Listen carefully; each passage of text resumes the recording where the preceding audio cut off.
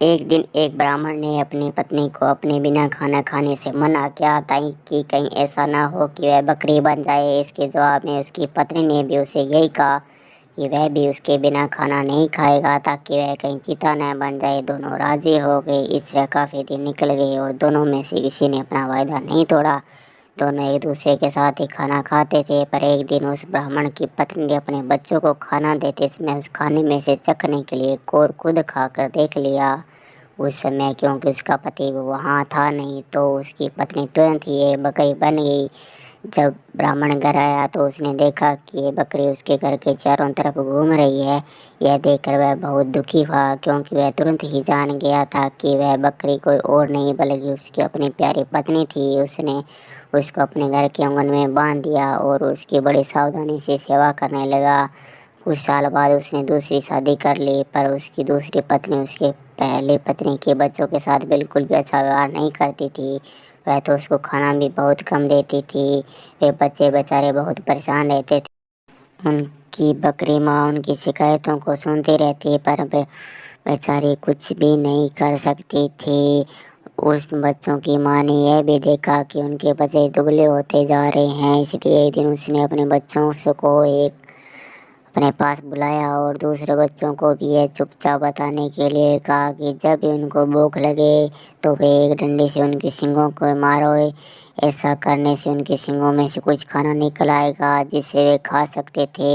بچوں نے ایسا ہی کیا۔ جب بھی ان کو بھوک لگتی تو وہ اپنی بکری ماں کے سینگوں میں ڈنڈی مارتے، اسے ان سے کچھ کھانا نکل آتا اور وہ ان کھا کر اپنا پیٹ بھر لیتے۔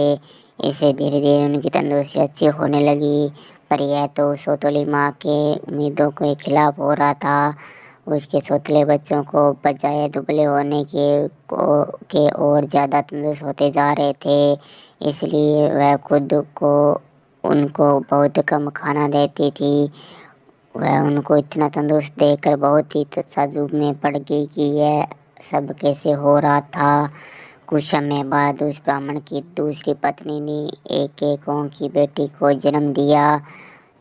وہ اپنی اس کانی بیٹی کو بہت پیار کرتی تھی اور اس کی کسی بھی ضرورت کو ترنت ہی پورا کرنے کو تیار رہتی تھی، جس کو وہ سمجھاتی تھی وہ اس کو چاہیے۔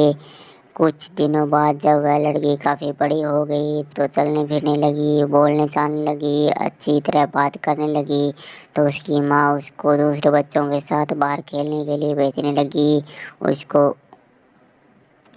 یہ بھی کہا کہ وہ اپنے بڑے بھائی بہنوں پر نگاہ رکھے کہ وہ کب اور کیسے کھاتے پیتے ہیں۔ لڑکی نے کہا ٹھیک ہے۔ وہ لڑکی ان کے سارے دن رہی اور اس نے وہ سب کچھ دیکھا جو اس کے ساتھ ہوا۔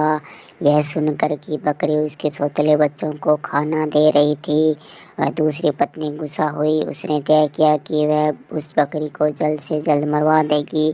ایک دن اس نے بہانہ کیا کہ وہ بہت بیمار ہے اور اس نے علاج کے لیے حکیم کو بلایا۔ اس نے اس حکیم کو رشوت دی اور کہا کہ اس کے لیے دوا کے طور پر بکری کا ماंس کھانے کے لیے بتائے۔ اس حکیم نے ایسا ہی کیا۔ براہمن اپنی پتنی کی بیماری کے لیے بہت چنتت تھا اور حالانکہ وہ اس بکری کو بالکل بھی مارنا نہیں چاہتا تھا، وہ اپنی دوسری پتنی کو ٹھیک کرنے کے لیے اس بکری کو مارنے کے لیے تیار ہو گیا۔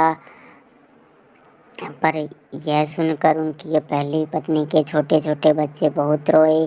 وہ بہت دکھی ہو کر اپنی بکری ماں کے پاس گئے اور اس کو جا کر سب بتایا۔ ان کی ماں نے کہا میرے پیارے بچے رو نہیں، جو زندگی میں جی رہی ہوں ایسی زندگی سے تو مر جانا اچھا ہے۔ رو نہیں، مجھے تمہارے کھانے کے لے کر کوئی دکھ نہیں ہے، کیونکہ اگر تم میرا کہا کرو گے تو کھانا تو تم کو اس کے بعد بھی ملتا رہے گا۔ میرے مرنے کے بعد تم لوگ میری ہڈی اکٹھی کر لینا اور ان کو کسی ایسی جگہ دبا دینا جہاں ان کو کوئی ڈھونڈ نہ سکے۔ پھر جب بھی تم کو بھوک لگے تو تم وہاں آ جانا، تم کو وہاں کھانا مل جائے گا۔ اس بکری نے اس کو یہ صلاح بڑے سمے سے دے دی تھی، کیونکہ جیسے ہی اس نے اپنی بات ختم کی اور ان کے بچوں وہاں سے گئے کہ تبھی ایک قصائی اپنا بڑا سا چاقو لے کر وہاں آ پہنچا اور اس نے اس بکری کو مار دیا۔ उस बकरी के शरीर के टुकड़ों में काट कर पका दिया। ब्राह्मण की पत्नी ने उस बकरी के मांस को खाया, पर बच्चों को केवल हड्डियां ही मिली। बच्चों ने उन हड्डियों का वही किया जो उनकी बकरी माँ ने उनसे कहने के लिए कहा था। उन्होंने उसकी हड्डियां एक ऐसी जगह दबा दी जहां उन्हें कोई ढूंढ नहीं सकता था। जब उनको खाने की जरूरत होती तो वे वहां जाते और उन हड्डियों से खाना मांग लेते और उनको खाना मिल जाता। सो अब उनको फिर से खाना रोज और खूब मिल रहा था। अब वे भूखे भी नहीं रहते थे। उनकी तंदुरुस्ती ठीक होती जा रही थी।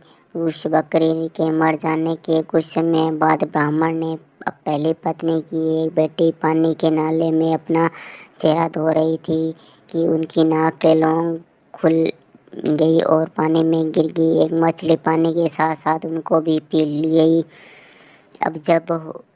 अब हुआ यह कि एक मछुआरे ने उस मछली को पकड़ ली और राजा के रसोइयों को बेच दी। रसोइयों ने जब उस मछली को पकाने के लिए काटा तो उसको यह देखकर बड़ा आश्चर्य हुआ कि उसके अंदर से नाक की एक लौंग थी। वह उसको देखकर राजा के पास आया और राजा को भी उसकी में रुचि हो गई। राजा ने अपने राज्य में यह मुद्दाई पिटवा दी कि जिस किसी की भी नाक की लौंग खो गई है वह उसको राजा से आकर ले जाए। कुछ ही दिन में उस लड़की का भाई राजा के पास आया और बोला कि वह नाक की लौंग उसकी बहन की थी। उसकी यह नाक की लौंग उसका चेहरा धोते समय नाले में गिर पड़ी थी। राजा ने उस लड़की को बुलाया तो वह उसकी सुंदरता और अच्छा व्यवहार देखकर इतना प्रभावित हुआ कि उसने उससे शादी कर ली और उसके परिवार की भी खूब सहायता की। धन्यवाद।